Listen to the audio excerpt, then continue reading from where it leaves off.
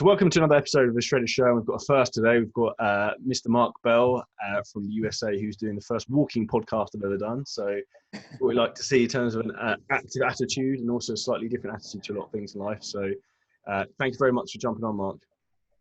Yeah, staying on top of my 10-minute walks. I do 3 every single day. Some days I end up walking and end up getting in, 3, 4, 5 miles. Other days I just get in the 3 10-minute walks, but highly recommended to everybody because I think it's important that we stay connected to our fitness in some way.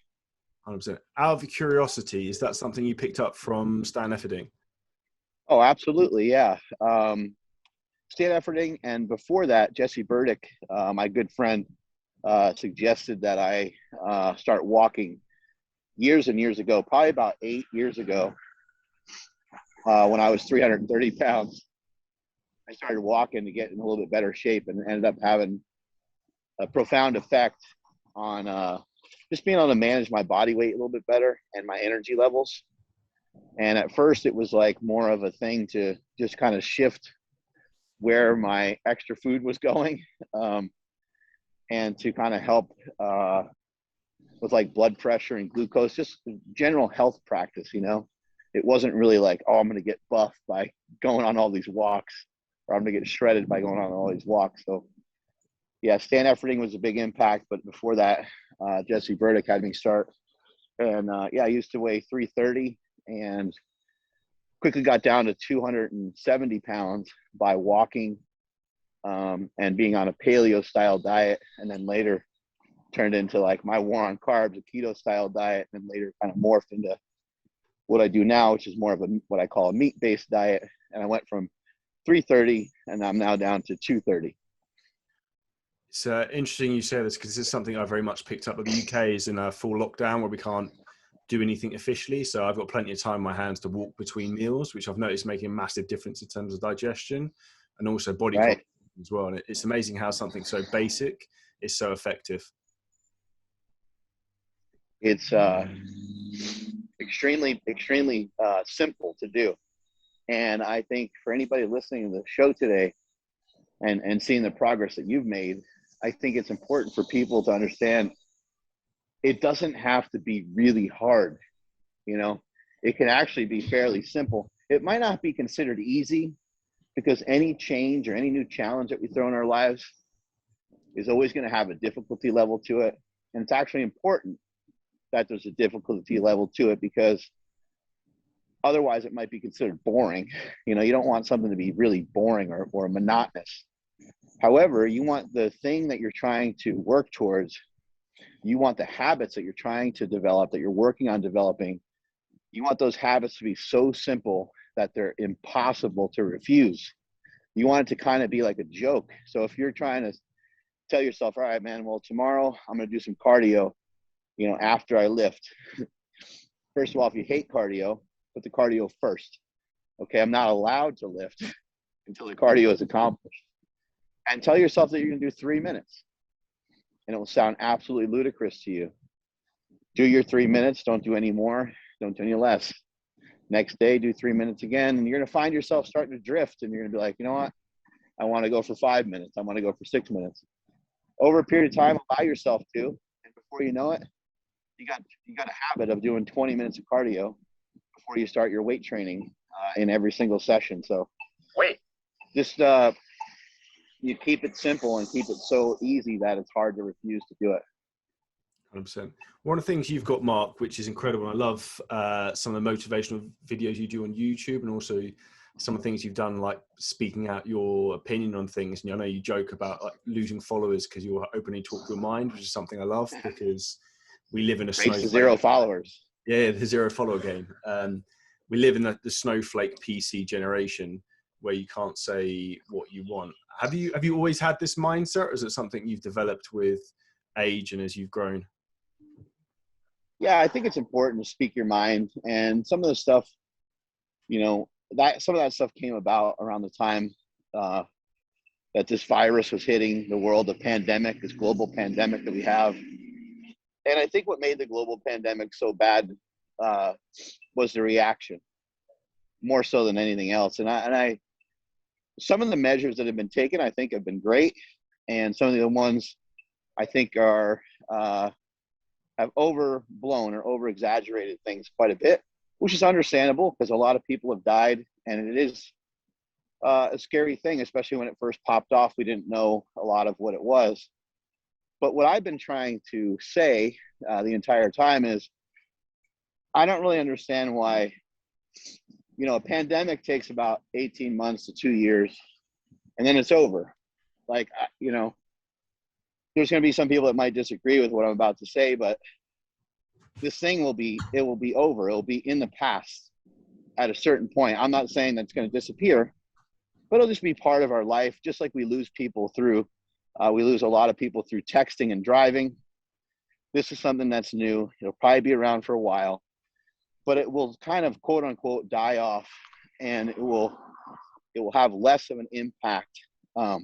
But imagine this, we already know that pandemics last about 2 years, 18 months, something like that.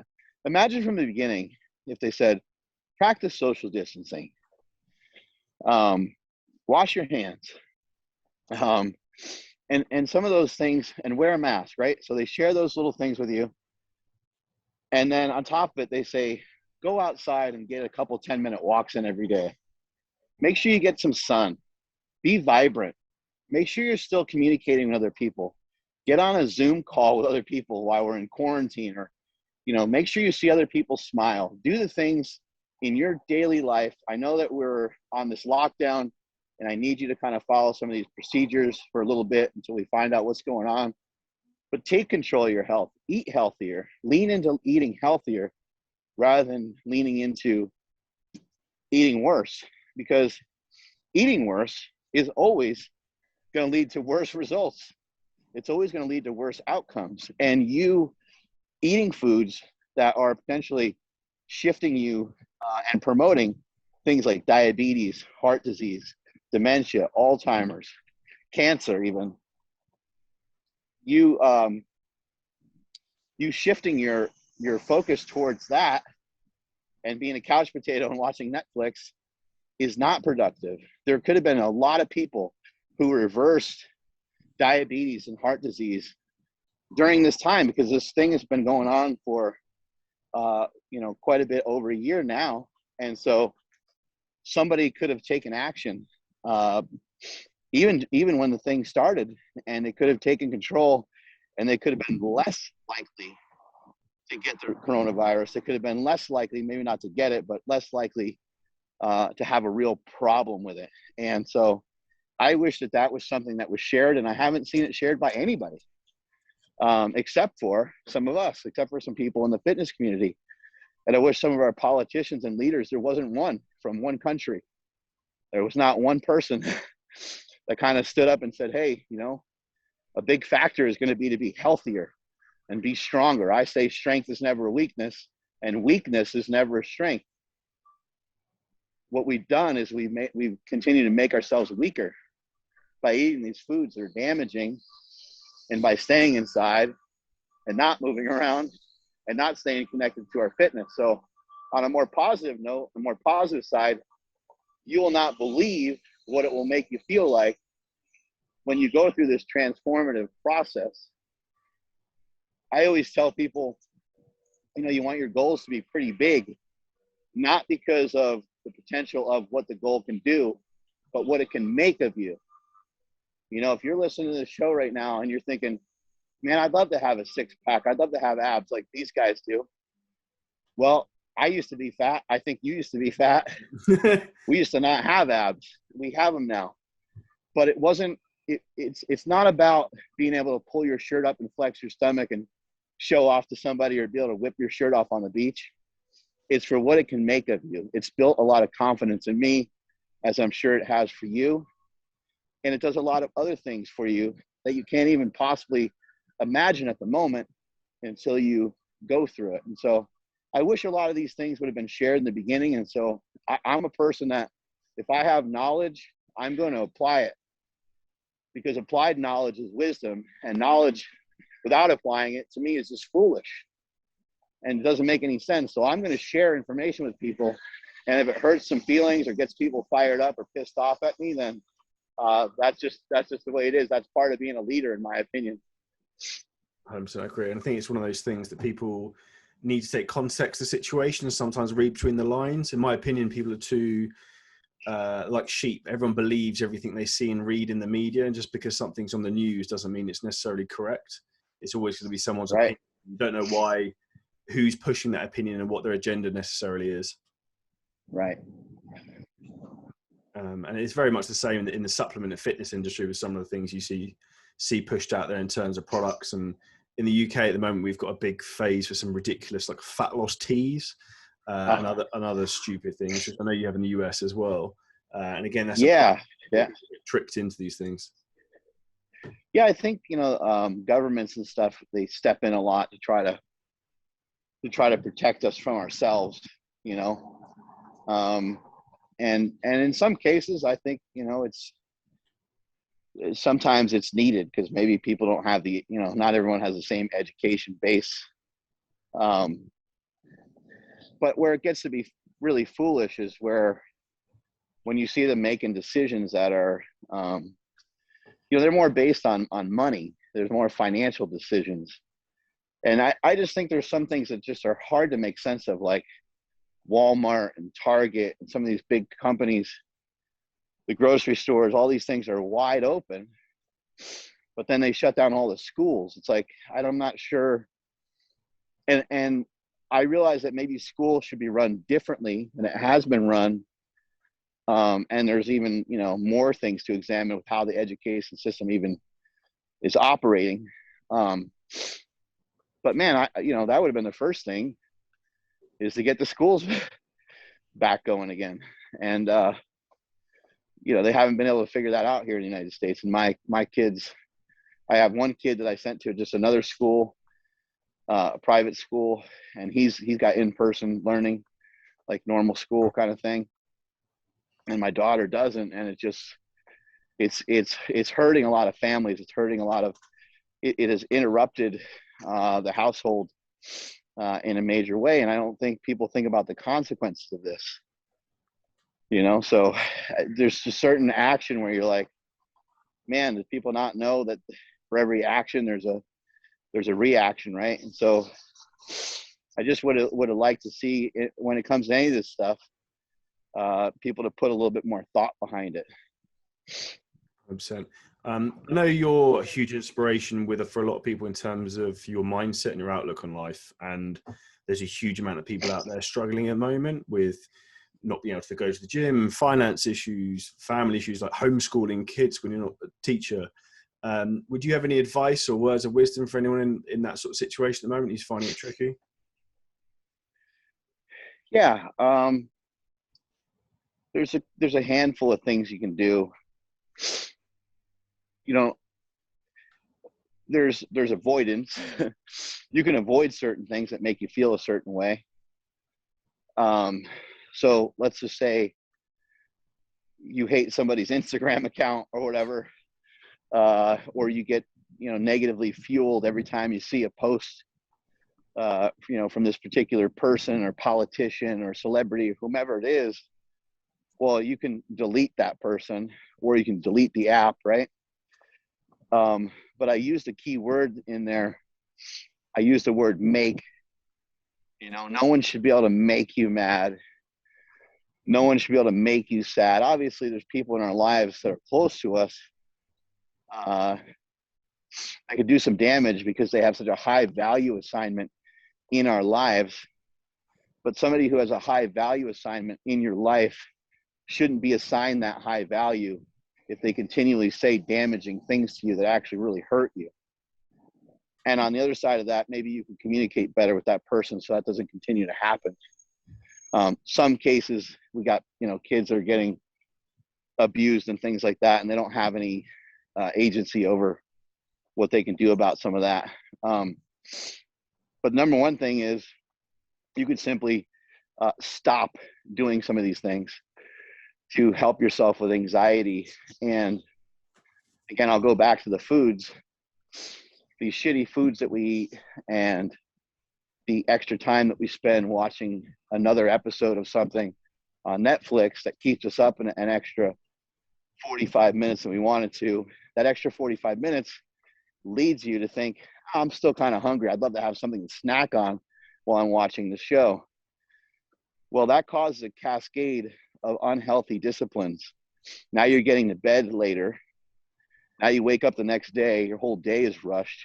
You get to work a little bit late. Your boss is up your ass.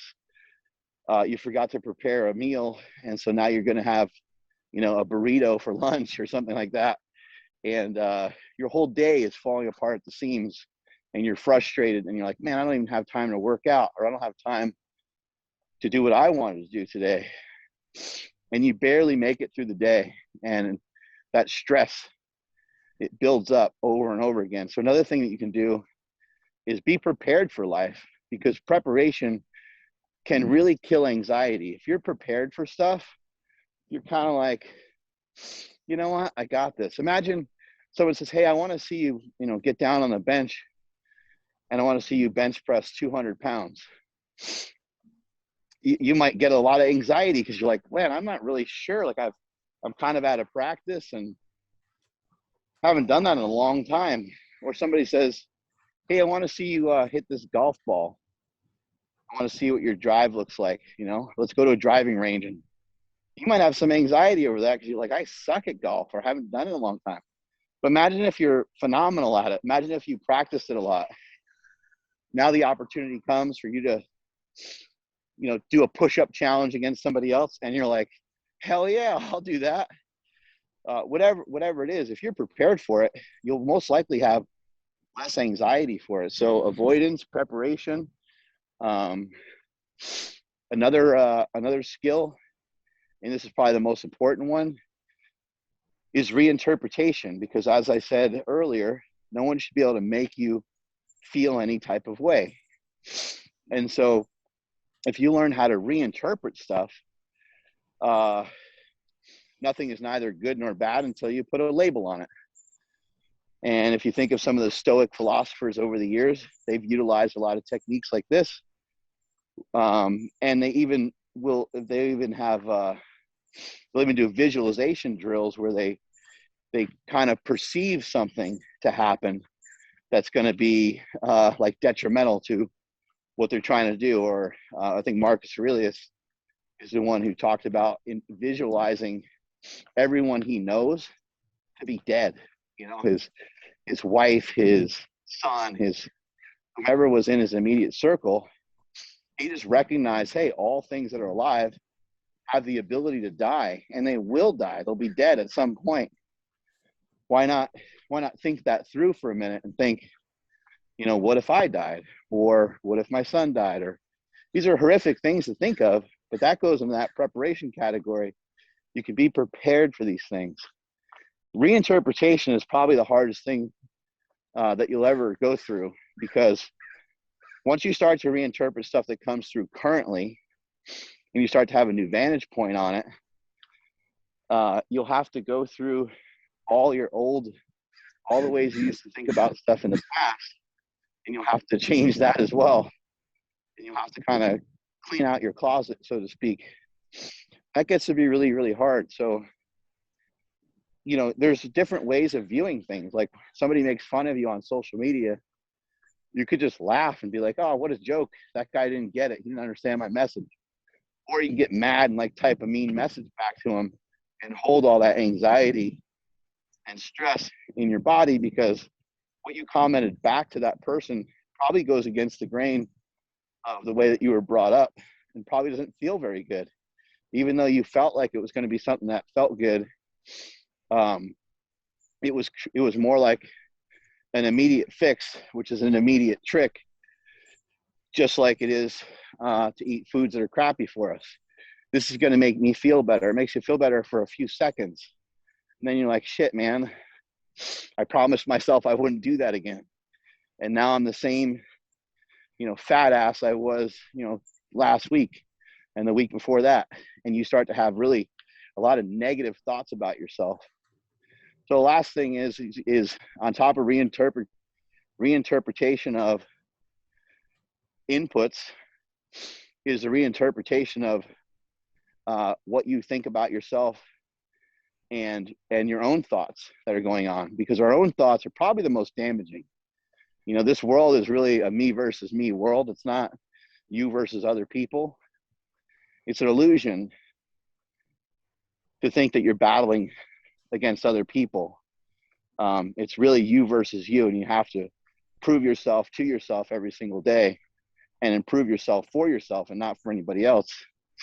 And if you prove yourself for yourself, you'll be in a perpetual battle that can be healthy. It can also get unhealthy, but it can be very healthy in your advancement. And also just understanding, like, okay, this is where I'm at this particular moment. I can't afford certain things, or I can't do certain things at the moment, but I'm 20, you know, or even if you're 40 and you haven't done some of the things you want to do, you can start to examine why that's the case.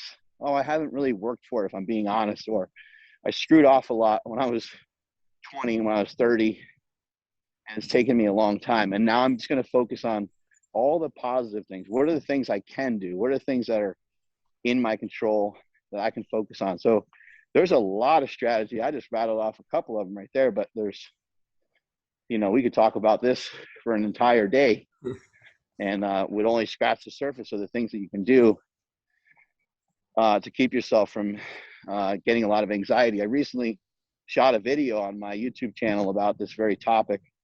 It's at the YouTube channel is Mark Smelly Bell.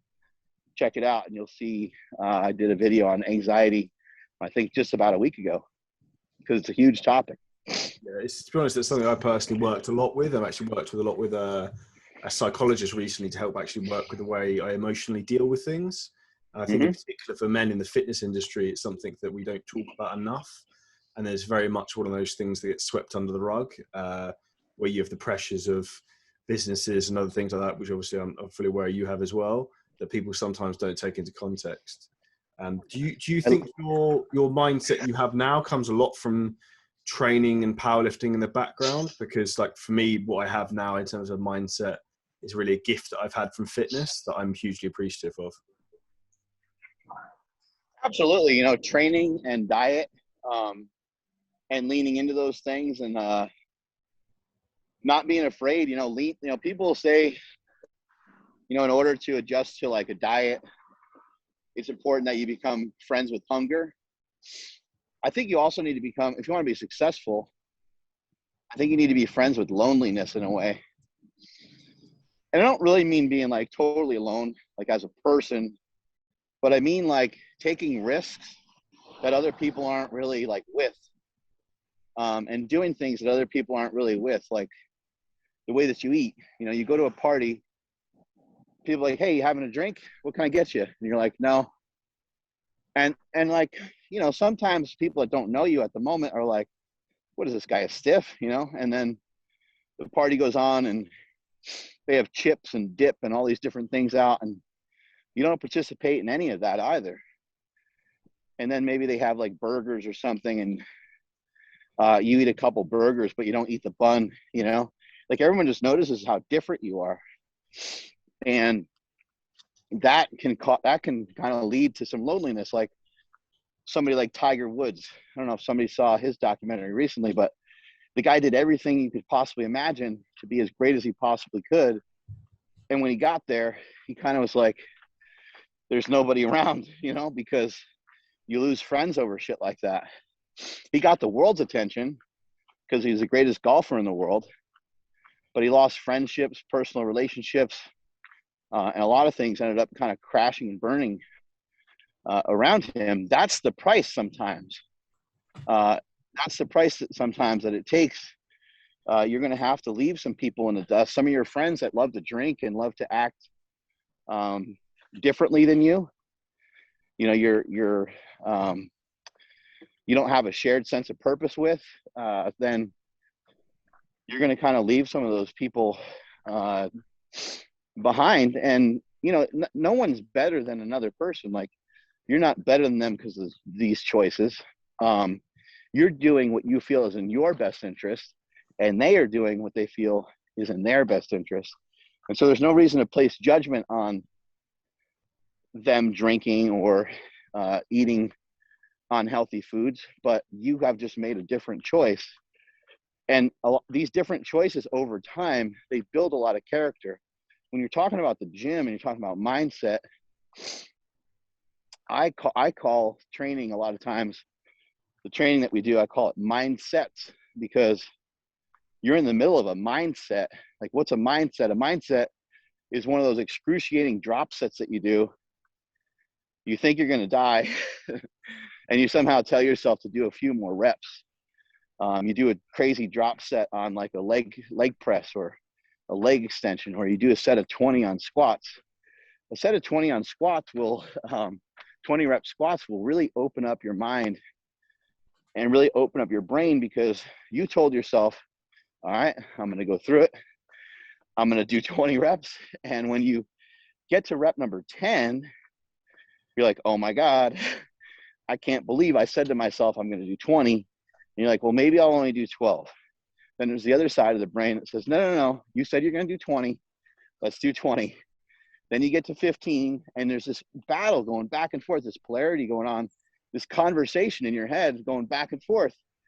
Your legs are pushing with everything you got. Your brain is saying, hey man, I don't even know if we're going to make it back to the squat rack, much less squeeze out another rep. Your body's telling you, your brain's telling you, like, hey man, you should shut this down. You can get hurt. That negative self-talk is just sitting in there. But you know from previous experiences in the gym, if you get those 20 reps, that's what you said you were going to do. And now you're able to check that box. Now you're able to feel absolutely amazing about doing that exercise and doing it the way that you committed to. And now you can feel amazing about yourself.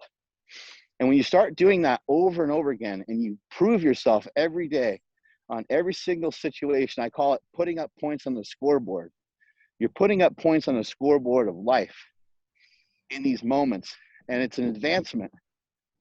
And it's something that can kind of pull you and push you through some hard times. People talk about getting the case of the fuck it's. Like, they'll say, oh, I ate bad, Friday night and went to a party, so I'm just going to take the whole weekend off my diet. Fuck it. Well, I got news for everybody. You can get a case of the fuck it's in the complete opposite direction. You can see, like, I'm out here by myself walking, you can get a case of the fuck it's in another direction. I've been walking since 6:30 a.m. and it's like, I don't know, it's now 9 o'clock, I think. I've been walking for a long time today. You can get the fuck it's in the other direction. You can say, I'm not going to eat any carbohydrates. I'm actually going to get leaner. People think that I'm lean now. Well, they see me at the end of the month. Like, I'm going to continue to get better. People think I'm strong because I can do 20 pull-ups or whatever it is. Wait until I'm able to do 30 or whatever these things are that are in your life that you're really working towards. It's very simple, though. Break it all down. All you're trying to do is make yourself proud of yourself. That's it. Just what would make you more proud? Are you going to be proud of yourself for eating a big chocolate cake? Most likely not. You might be proud of yourself for eating a chocolate cake because you just relaxed for once and you celebrated and you enjoyed some chocolate cake with your family. That would be something to be proud of, because maybe you're a hard ass all the time. And maybe you're going so hard on stuff that it's irrational or not reasonable. So I think that each and every day we have these opportunities to make ourselves better, but we also have an opportunity to make our mind stronger. And there is no limitation on what the mind can do. Elon Musk is talking about being on Mars within the next 2 years. And you might hear that and be like, ludicrous. We've never been to Mars before. Why is he talking about how we're going to be there in 2 years? He's pushing that forward. He's putting that out there in the universe. And he knows by putting that out there in the universe, well, now people's mind, there's a lot of positivity. There's a lot of positivity surrounding that goes for him, a frequency that's put out by a lot of other people saying, fuck yeah, I'd love to see that. Or I bet he's going to do that. There's also a lot of negativity, but that positivity of him putting it out there, there might even be people who are like, I want to figure out how to work with this guy. I want to figure out, I think I have some answers to some, you know, or I might be able to bring up some problems to him in going to Mars that maybe he's not aware of yet.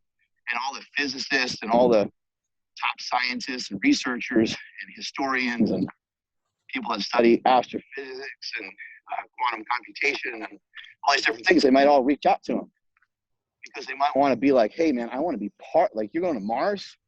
We've never done that before. I want my name in the history books. I want to be part of that.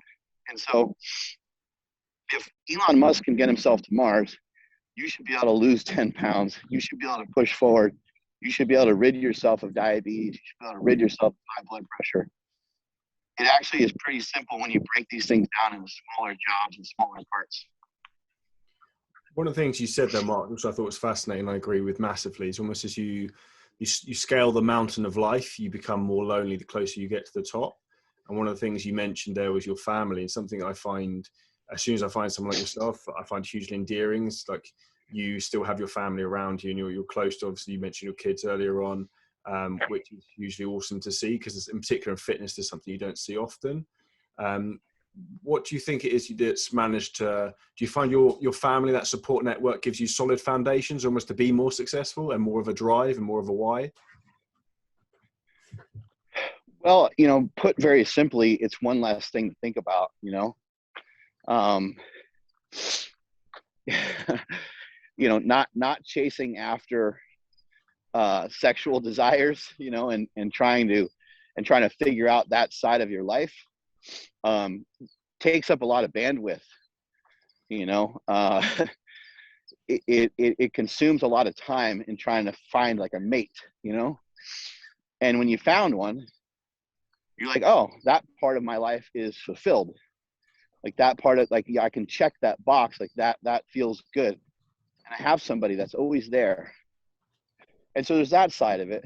But in addition to that, I love nothing more that my whole day is centered around my family. My whole day is set up around my family. And I end a lot of my days at like 3 or 4 p.m. And the rest of the day is spent with my family. And I have a great opportunity to have dinner with them every night. Sometimes we go for walks at night. Sometimes we go in the hot tub at night. Like there's kind of a good variety of things we get to do, watch some television together, and just be around each other. I think, you know, the way that we spell love in my family is T-I-M-E. You know, we put time into each other and we spend time together. And it's not even necessarily quality time because sometimes all 4 of us are home. I have 2 children. Sometimes all 4 of us are home and we're all in different rooms. But just being there, I found for my youth was always really important. My mom was a stay-at-home mom. She was always there. My dad would come home at like 5 or 6 on most days. And when my dad lost his job at IBM when I was about 13, it actually had a huge positive effect on the family. So we talked about reinterpretation earlier. Well, imagine having a job in the 1980s and through some of the early 90s that pays $150K. I think that's about what he was making. That pays $150K and you're kicking ass and you lose that job. You know, you're probably thinking, oh man, like this is going to be detrimental to my family. But all it did was draw us closer because now my dad was home more. He was around more. He could hang out with us more. And he decided to put in our basement, he built out our basement to be an office for him to do real estate and tax, income tax practice. Along with that, the other half of the basement was weights. The other half of the basement was a gym. My dad knock on the door here and there and say, hey, you got to keep the music down. I got a client over here, you know? But for me, I saw business, I saw fitness, And I saw family as all being a cohesive thing because I grew up with it all under one roof. I grew up with a business on one side and fitness on the other. So those two things always made sense to me.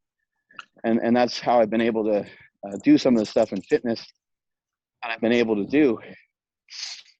And when it comes to the family side of things, just like being not my family, what I'm doing, whom I'm doing it with, where I'm going, and as much as I reasonably can, have them involved and have them be there. I've had both of my kids come to like meetings with me, and it's not appropriate to have them like sitting in on the meeting necessarily, but I had them go and do something else, either with their mother or maybe sometimes by themselves as they're getting older. And so they've met a lot of these people that I've had interactions with, and they know them, and so they're a huge part of it. It allows me to spread my wings, so to speak, knowing that they're there and knowing that they're in my corner. Last thing I'll kind of finish with on this is that, my wife went to school for business, and that has been hugely important. Some of the things that she learned helped us out quite a bit in the early going of starting Sling Shot and some of the businesses that we put together. And for me, being like a creator, being more of a creative person, I don't have a mind that really is great when it comes to, like, I don't know how many things to order, or, there's a lot of stuff that I don't know, but she fills in a lot of those gaps. And so we are a very, very powerful when it comes to being business partners, along with being life partners. And so that really worked out really well. And who's going to have your best interests in mind more so than your significant other? It's interesting you say that, because I do pretty much the same thing. Was almost double check and get my wife's opinion on a huge amount of things, in particular when it's to do with like personnel and staff, to get her opinion, because sometimes I think it's very easy to maybe have a misinformed view of people, perhaps. And I think people is one of the hardest things in business. Oh, absolutely. Dealing with like human behavior and stuff, but the wife will give it to you straight every single time. And they really simplify stuff for you. You're like, hey, I got this cool thing. I have this cool opportunity to do this thing with this guy, da, da, da, da.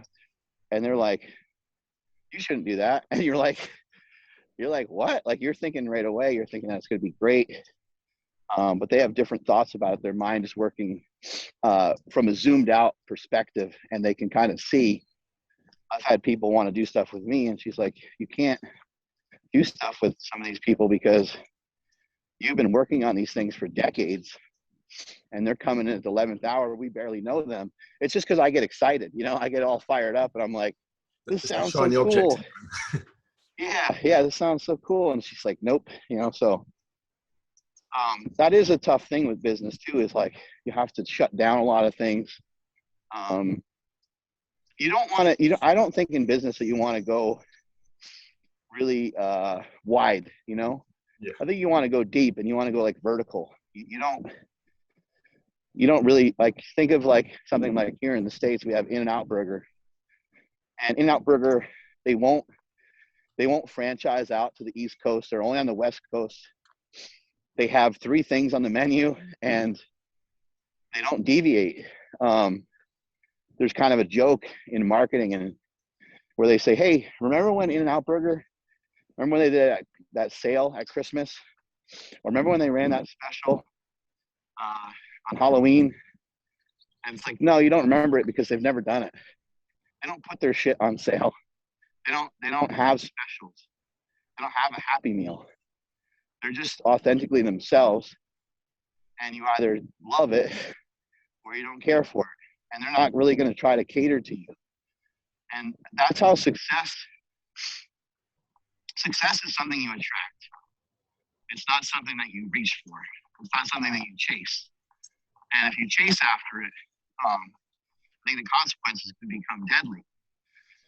But if you're chill about it, and you just do a lot of things, you have a lot of habits that cascade down into being habits that are healthy, being habits that can be recognized by most people as quote unquote good, then success will just bite you right on the ass. And you'd be like, wow, I can't believe this. Like, people sometimes say that about me. They're like, wow, I can't believe all this stuff that just falls in your lap. And it does seem that way. I mean, look at The Rock, how many opportunities come his way every day, you know, or Kevin Hart, or some of these celebrities. These things aren't falling out of the sky into their lap for no reason. They have attracted success. They have become a success. And now everybody recognizes that. And they're like, hey, this might be collaborative, and it might help him become more of a success. And obviously it's going to help whatever company is trying to get with him as well. 100%. Let's come back into more of the sort of fitness side of things, Mark. Bodybuilding versus powerlifting, which one did you enjoy more, and why? Well, you know, I've been a powerlifter since the time I was a kid. I started when I was 12 and never looked back. And I retired from the sport of powerlifting, but I still do powerlifting movements. I still love it. I still coach it. Bodybuilding is much newer to me, so it's easier to say that I love this new thing more. Get excited. Yeah. But I've always liked the way a bodybuilding workout feels, the way a set of 10 feels, good control, and the way getting a pump feels. I've loved that more. And I think that it's harder to push yourself through a set where you get pumped than it is to push yourself to like lift a big weight, for me anyway. Lifting a big weight was a byproduct of previous workouts. Getting yourself like through a pump and getting yourself a great pump in a workout and pushing yourself above and beyond that limitation that your mind is making up at the moment because stuff just hurts so bad. To me, that's a lot harder and a lot more difficult than just revving yourself up for like a single or double or triple. And again, it's because the single, double, triple, it's all just stuff that you would have prepared for weeks prior. So if you were to try to bench press 405 pounds, it would just be a foregone conclusion. It would be like in the bag. It'd be already done because weeks prior, you lifted 325 for sets of 3, 335 for sets of 3, and so on, all the way up the ladder until you get down to this kind of 1 rep max. You already like built the strength up. In bodybuilding, you have to like pull the strength out of your ass when you're tired, when you're fatigued. And to me, that's more of a challenge. That's harder. So I'd have to say, you know, at this moment, I like the bodybuilding side of things more. But I'd also say that bodybuilding is way harder and way more challenging than I ever could possibly imagine. You know, I did a bodybuilding show and I did well. But I can't even bring it to myself to call myself a bodybuilder with how in shape these guys and these girls are in the fitness industry. I feel like I'm not worthy. Like they're unbelievable. There's small waist, big chest, big arms. When I look at myself, unfortunately, I see more flaws than I see like things that are cool. I have some good like vascularity, and I have some things about me that are pretty good, but I didn't start out in bodybuilding, and so I'm kind of recognizing more of the flaws. I've torn my biceps a couple times, a few torn pecs, and a couple things like that make the bodybuilding journey even that much harder. But I love the challenge of bodybuilding. It is brutally hard, and to have somebody like people grading your body, like every part of you from head to toe, is pretty wild. 100%. And to come to some more like nutritional conversations, obviously you briefly touched upon it earlier. You're currently gone over to more of a sort of carnivore meat-based diet. Do you want to talk a little bit about that? Absolutely. I'll give you an example of like what I ate yesterday. Yesterday I did like about a 20-hour fast, which I haven't done recently. but I'm going to start doing more of coming up, and I've done it in the past. Just intermittent fasting, just having a short eating window basically is all it is. And for me, it'll be like probably about 4 or 5 hours or so. I'll have this eating window open. And yesterday during the eating window, I got home. I ate some ground beef. I like to have a small meal first, followed by a larger meal. And so because I kind of like the feeling of being pretty full, just something that I've always liked, and probably was the reason why I was able to get up to 330 pounds. And you said you were a fat kid when you were younger as well. Like, I'm exactly the same. Yeah. I was 240 at the age of like 16. I was big though too. I was already lifting at that time, so I had some muscle on me. But yeah, I was a fat kid. So I had ground beef yesterday at about 3 p.m. or actually, I'm sorry, it's probably more like 5 p.m. Yesterday, I was a little bit behind on my schedule. I ate at like 5 p.m. and then had a full meal at 6 p.m., which was a big filet mignon, and I had a little bit of rice with it. And that was pretty much it for that meal. And then I finished up, and then I followed that up with a protein shake just to kind of make sure I got enough protein in for the day. But a lot of days look a little similar to that. Sometimes there's more food, sometimes there's a little bit less. But a meat-based diet is kind of what I call it, rather than calling it carnivore, because people get all pissy if you eat anything other than meat and eggs. And so I really like to think of things just very simply protein first, protein minded. I would say that for most people trying to lose some weight, I don't like to take things away from people, but you sometimes you need to. In the case of soft drinks and drinks that have calories in them, I'd say get rid of all drinks that have calories in them, unless it's a protein shake. The second part of that is, stop eating snacks. Just get rid of snacks. This is why a low carb diet is so effective, is because a low carb diet a lot of times just pulls snacks away from people. You have to always consider that the overall amount of energy that you take in is the biggest factor, and there's a lot of other smaller factors in there. But if you just make good quality food choices, then you don't have to really worry about the caloric amount as much, because who really cares about how many calories are in your chicken breast? It really doesn't matter. Where I think people get mixed up is when they count calories, they stop counting them when they cheat on their diet. And I actually think the inverse of that would be more effective, to mainly only count when you want to eat bad, and delegate out a certain number of calories towards that. Like, I'm going to cheat, but I'm only going to have 600 calories, or however somebody does it. I think that would be really effective. But you want to have protein, you want to be protein minded. You want to get rid of snacks. And I would just say, like, you're not really having a meal unless you're having more than about 20 or 30 grams of protein. And so with having said, like, don't eat snacks, you can still potentially have a snack. You can have an apple and some cheese and like a protein shake.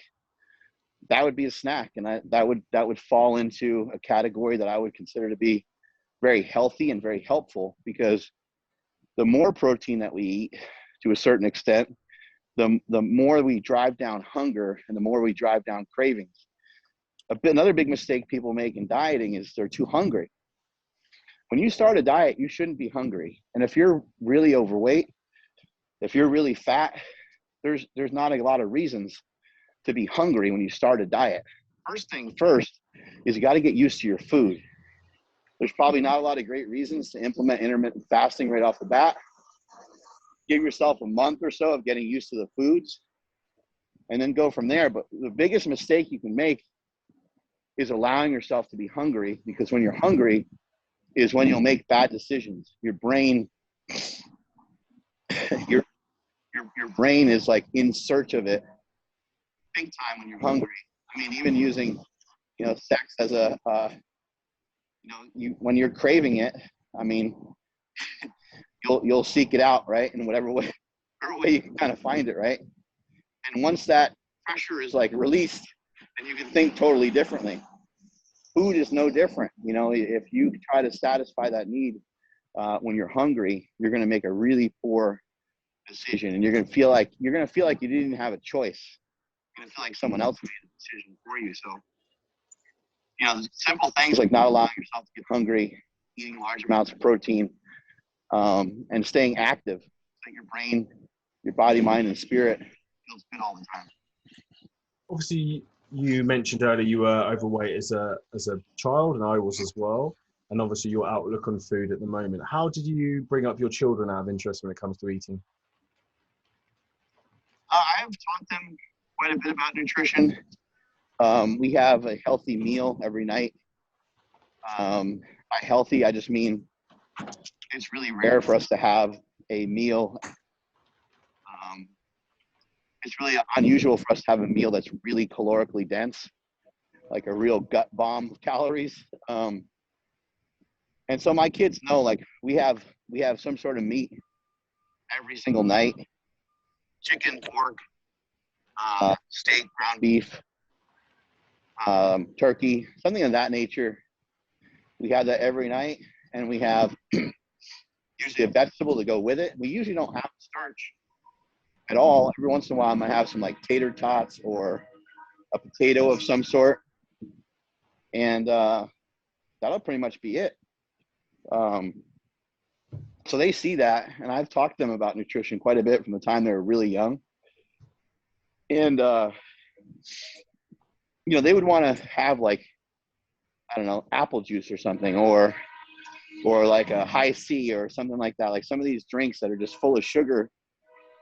And I would say, that's okay, you can have that, but that's going to be in place of the ice cream that you might want to have later tonight, And then they would sit there and look at you, and they'd be like, that drink's not worth it. Like, ice cream is way better than that drink.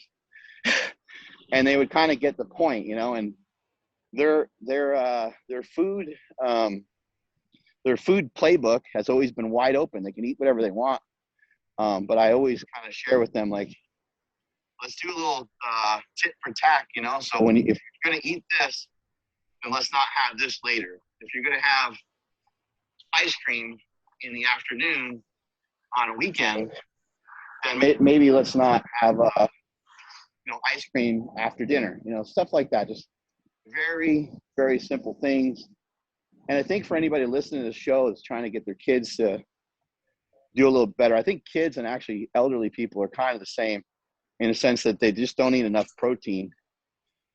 They eat a lot of carbohydrates. I think kids, like 70% of their diet is carbohydrates or something like that.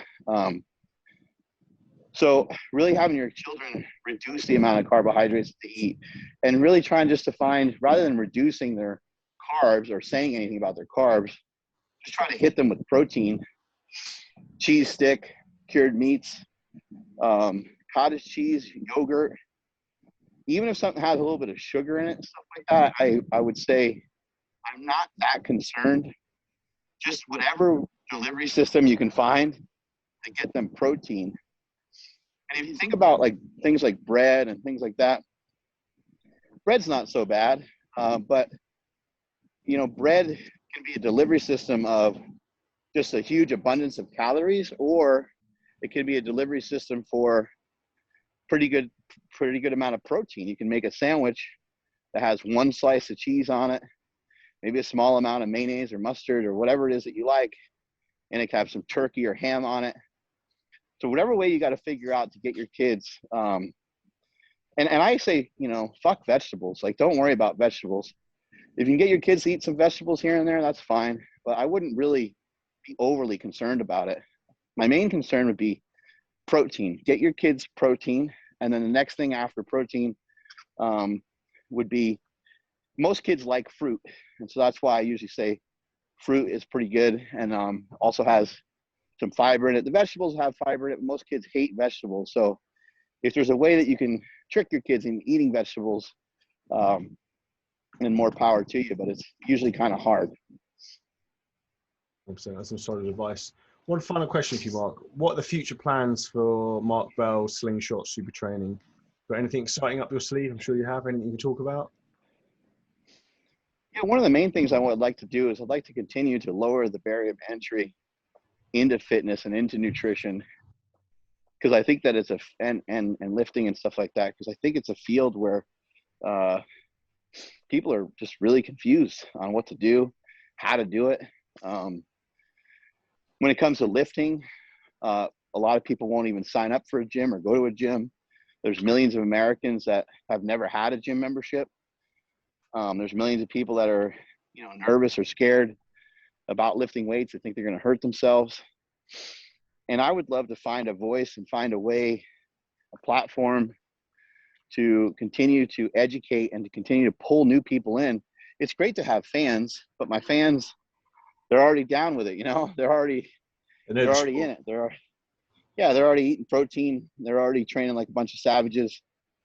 So that's cool. And if they find more motivation from me and stuff, that's great. But I want to pull more people into this. My whole mission is to make the world a better place to lift. I feel like that's what I was kind of put on this earth for. And so by getting on podcasts like this and getting my voice out there, by having my own podcast, and getting on other people's channels and stuff like that is massively important to me, because I just think people are kind of confused, and I think people won't diet because they think it's so hard. But to tell you guys how easy it is, it's almost hard to share sometimes, because I kind of feel like I sound like a dick when I tell you that it's easy, but then here you are, out of shape.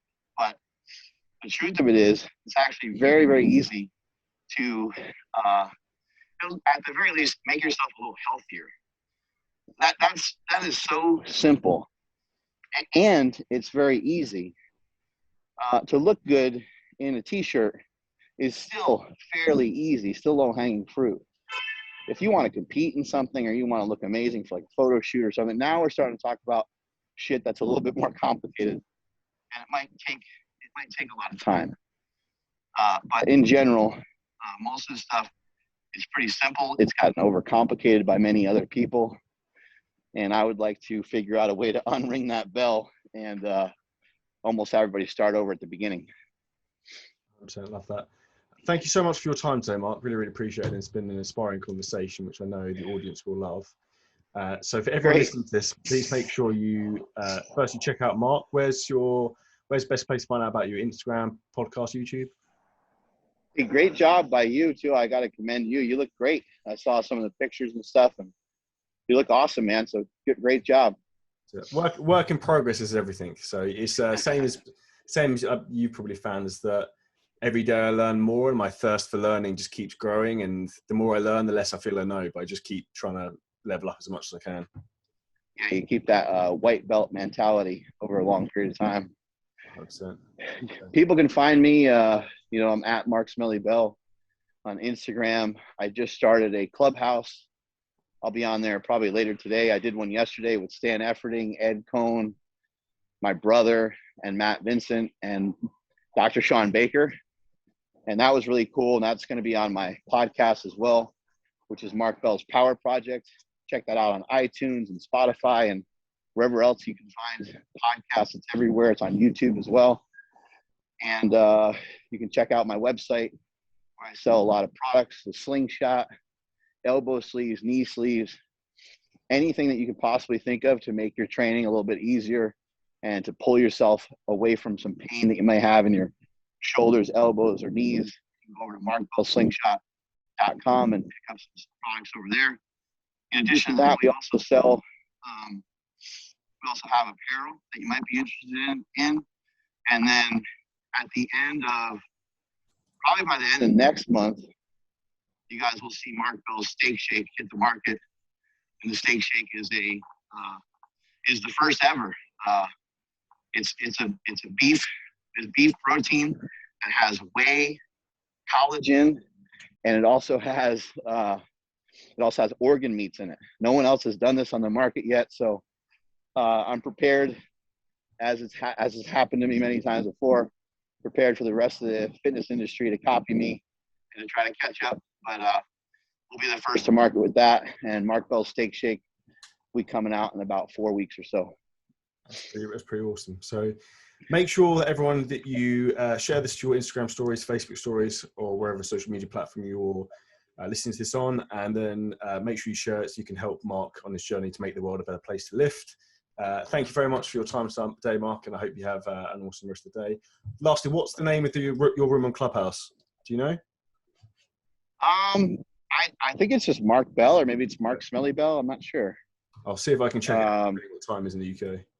Yeah, somebody else made it for me, so I'm not really sure exactly what it's called. It's either Mark Bell or Mark Smelly Bell or Mark Bell Power Project. One of those. Awesome. Pleasure. Thank you so much for your time, Mark, and have a great day.